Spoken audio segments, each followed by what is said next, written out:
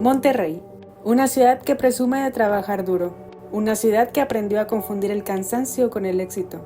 Esta es la historia de lo que le pasa a un cuerpo y a una mente cuando no pueden más. Una historia que, en México, ya no le pertenece a unos pocos.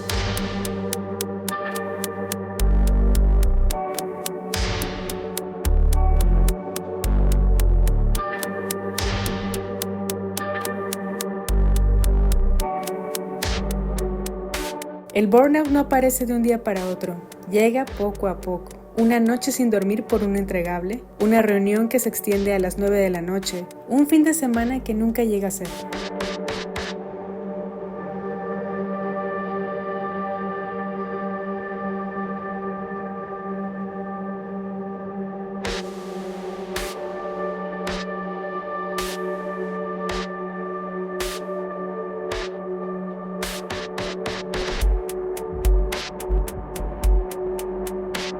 La Organización Mundial de la Salud lo reconoció formalmente en 2019 como un fenómeno laboral crónico, pero en México ya llevábamos mucho tiempo viviéndolo sin tener nombre para describirlo.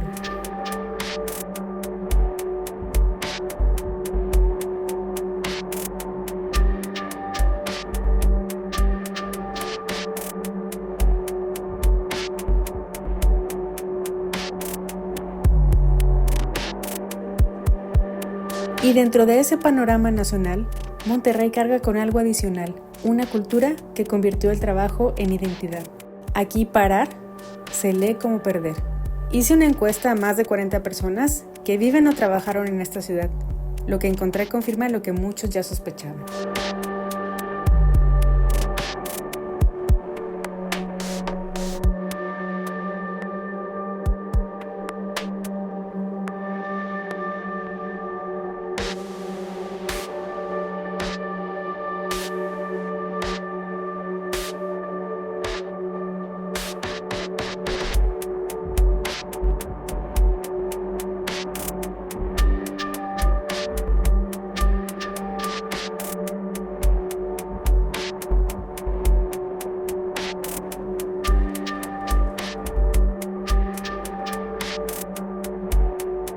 Llegó un punto en que cerrar los ojos en la noche no era descansar, era entrar en pánico.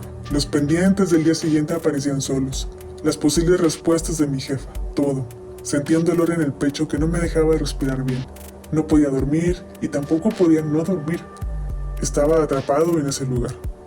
Cuando el cuerpo ya no puede más, empieza a hablar y lo hace a través del dolor.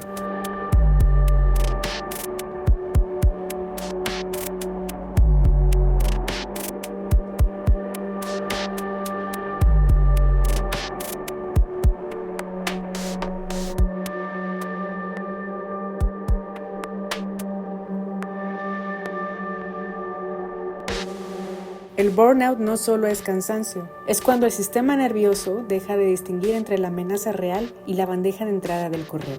El IMSS registró más de 130,000 incapacidades por depresión relacionada al estrés laboral entre el 2010 y el 2018. Y los expertos dicen que eso es solo la punta del iceberg. La mayoría nunca pide ayuda formal.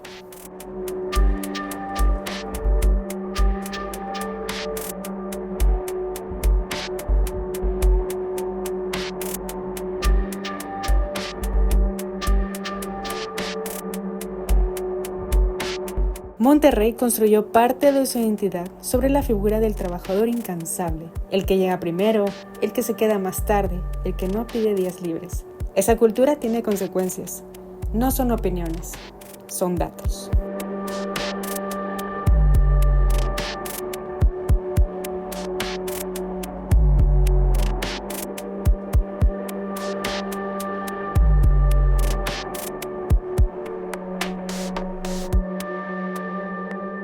En mi encuesta, varias personas mencionaron que el tráfico, la presión social y la cultura de competencia entre colegas son factores particulares de Monterrey que agravan el agotamiento.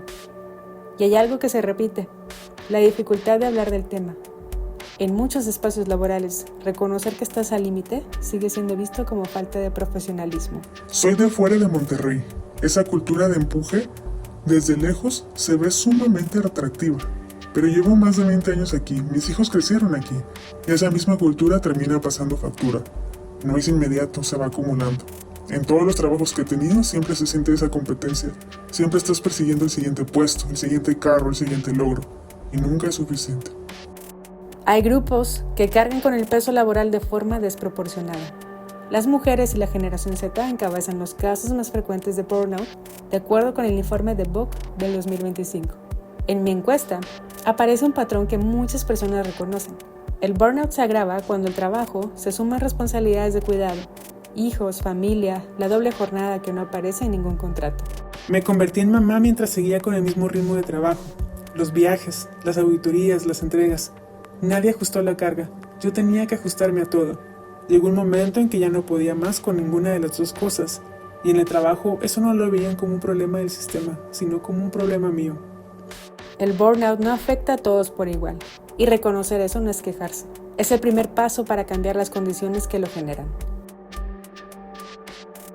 Cuando pregunté qué habían hecho para manejar el burnout, las respuestas más comunes fueron hablar con alguien de confianza, tomar distancia del trabajo, buscar terapia o apoyo psicológico y en muchos casos cambiar de trabajo. Pero ninguna de esas salidas resuelve el problema de fondo. La pregunta real no es cómo sobrevivir al burnout, es cómo dejar de producirlo.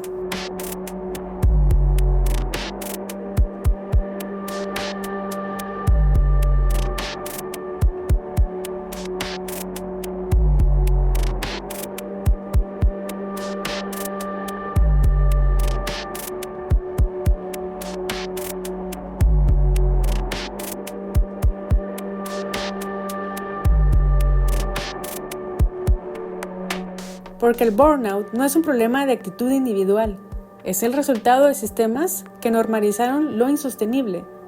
Y cambiarlo requiere algo que va más allá del autocuidado, requiere culturas laborales que traten a las personas como personas, no como recursos. Esta historia no tiene un final resuelto. Hay personas que siguen en ese límite, que trabajan en espacios donde no pueden hablar de cómo están. Pero hay algo que sí podemos hacer. Nombrar lo que pasa. Dejar de normalizar el agotamiento como sinónimo de compromiso. Monterrey puede ser una ciudad que trabaja duro y también puede ser una ciudad que aprende a descansar.